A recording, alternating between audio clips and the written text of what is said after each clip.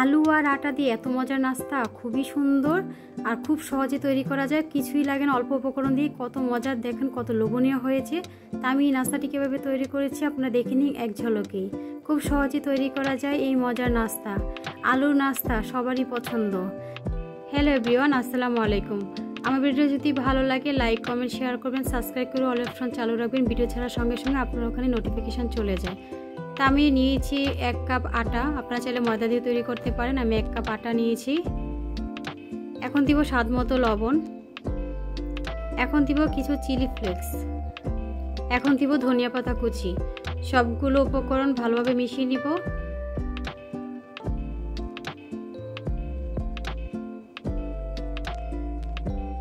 আমার মেশানো হয়ে গিয়েছে। কিছু পরিমাণ আটা এখান থেকে তুলে রাখবো, এটা পরবর্তীতে কাজে লাগবে।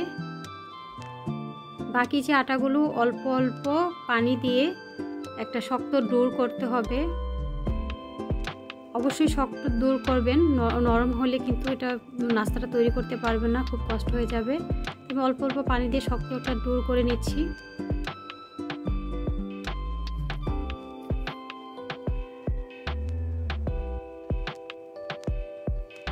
এখন দিব সাদা তেল, অল্প একটু সাদা তেল দিয়ে ভালোভাবে মাখিয়ে নিব।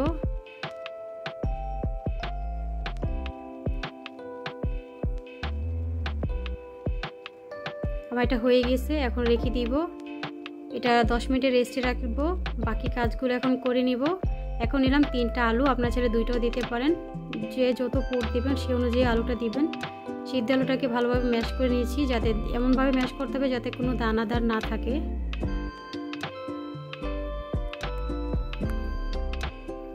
আমার এটা ম্যাশ করা হয়ে গেছে।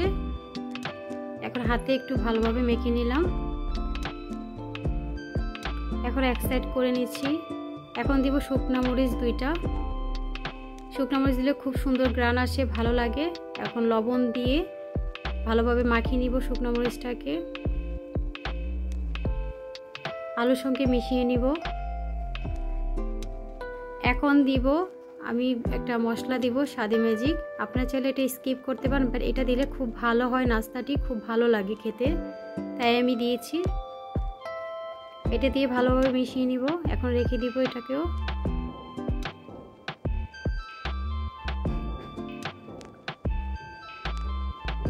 এখন যে এক্সট্রা আটা রেখেছিলাম তুলে, সেটাকে এখন পানি দিয়ে একটা বেটার তৈরি করব।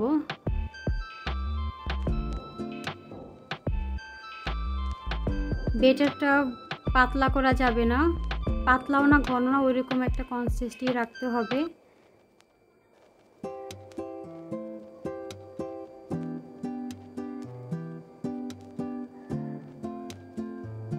একটা চামচের সাহায্যে দেখাচ্ছি কীরকম রাখতে হবে, আপনি দেখে নিশ্চয়ই বুঝতে পারছেন। এটা কোডিংয়ের কাজ করবে। এখন দিব সাদা তিল, দিলে দেখতে ভালো লাগে, খেতেও দারুণ লাগে, তাই দিয়েছি। আপনারা চাইলে স্কিপও করতে পারেন। আমি দুটাকে নিয়ে কিছুক্ষণ মধ্যে একটা রুটি বেলে নিব।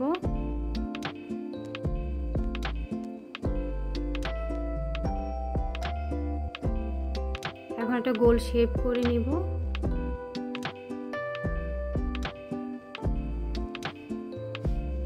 এখন কিছু শুকনো আটা ছড়িয়ে দিয়েছি। এখন রুটি বেলে নিব।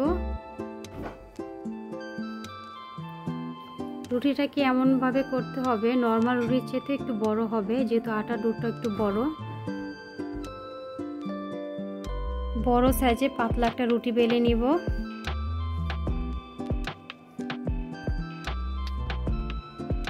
আমার রুটি বেলা শেষ হয়ে গিয়েছে। এখন দিব সস, আপনারা চাইলে চিলি সসও দিতে পারেন। আমি নর্মাল সস দিয়েছি, যেহেতু এমনিতেই ঝাল হবে তাই নর্মাল সসটা দিয়েছি।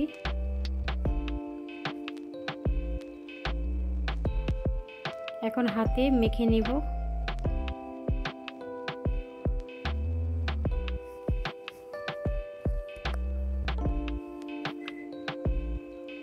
এখন আলুর পুরটাকে দিয়ে দিব। এখন ভালোভাবে রুটির সঙ্গে ছড়িয়ে দিব।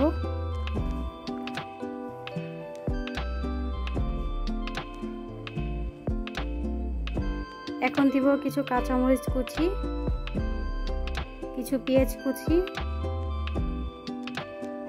কিছু দিব ধনেপাতা কুচি। অবশ্যই কাঁচা পেঁয়াজ এবং ধনেপাতা এখানে ব্যবহার করবেন, খুবই ভালো লাগে এই নাস্তাটি, স্বাদও বেড়ে যায়। ধনেপাতার ঘ্রাণ তো খুব ভালো লাগে। এখন আস্তে করে উল্টিয়ে নিব, যাতে ফোল্ড না পড়ে, এভাবে উল্টাতে হবে আস্তে করে। আমার ফোল্ড করা হয়ে গিয়েছে। একটা বেলুনের সাহায্যে আস্তে আস্তে প্রেস করে দিব। এটা আস্তে আস্তে করতে হবে যাতে আলু বের না হয়ে যায়, এভাবে করতে হবে।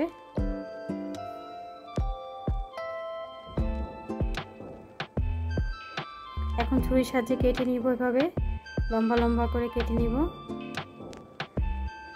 কি যে মজার এই নাস্তা, একবার অবশ্যই তৈরি করে খেয়ে নেবেন, খুব সহজেই তৈরি করা যায়। একবার খেলে বারবার খেতে ইচ্ছে হবে। আমার সবগুলো কাটা হয়ে গেছে দেখেন। তা আমি এগুলো ভেজে নেব। চুলাতে চলে যাব। চুলাতে একটা প্যান বসিয়ে দিয়েছি, পর্যাপ্ত পরিমাণ তেল দিয়ে দিলাম। এখন যে আটাটাকে গুলিয়ে রেখেছিলাম সেটাকে কুট করে নিয়েছি। কুট করে তেলের মধ্যে ছেড়ে দিলাম। তেলটাকে বেশি গরম করা যাবে না, মিডিয়াম গরমে আবার মিডিয়াম চুলা রেখে ভাজতে হবে। তা আমি উল্টে পাল্টে দিচ্ছি, আস্তে আস্তে উল্টিয়ে দিব। আমার ভিডিও যদি ভালো লাগে লাইক কমেন্ট শেয়ার করবেন, সাবস্ক্রাইব করে অল অপশন চালু রাখবেন, ভিডিও ছাড়ার সঙ্গে সঙ্গে আপনার ওখানে নোটিফিকেশান চলে যায়। দেখেন কতটা সুন্দর লাগছে দেখতে, খুবই সুন্দর। তা আমার এটা হয়ে গেছে, আমি উল্টিয়ে দিচ্ছি আবার।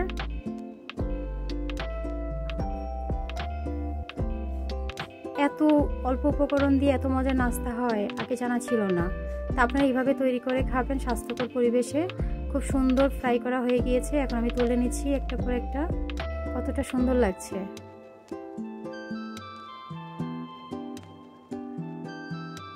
তো এইভাবে আপনারা তৈরি করে নেবেন খুব সহজেই। মজার একটি নাস্তা রেসিপি আলু দিয়ে। আলুর নাস্তা তো সবাই পছন্দ করে, 80% মানুষ আলু পছন্দ করে। তো আমার নাস্তায় কিছু হয়ে গেছে, এখন আবার বাকিগুলো ভেজে নিচ্ছি। আমার সবগুলো হয়ে গেছে, একের পর এক তুলে নিচ্ছি আমি সবগুলোকে। বিকেলে কিংবা সন্ধ্যায় স্ন্যাক্স হিসেবে খেতে পারেন এই নাস্তাটি। অতিথি আপ্যায়নও রাখতে পারেন এই মজার নাস্তা রেসিপি। খুব সহজে তৈরি করা যায় অল্প উপকরণ দিয়েই। ঘরে থাকা উপকরণ দিয়েই তৈরি করা যায়, সবচেয়ে বড় কথা হচ্ছে এটাই। সবগুলো তুলে নিচ্ছি, আমার সবগুলো ভাজা হয়ে গিয়েছে। দেখেন আমি সার্ভ করে নিয়েছি, কতটা সুন্দর লোভনীয় হয়েছে, খুব ক্রিস্পি হয়েছে ভিতর এবং বাহির সব কিছুই খুব মজার হয়। আপনারা অবশ্যই বাসায় খেয়ে দেখবেন। তো এই পর্যন্ত আমার ভিডিওটা, ভালো থাকবেন সবাই। আল্লাহ হাফেজ, আসসালামু আলাইকুম, থ্যাংকস ফর ওয়াচিং।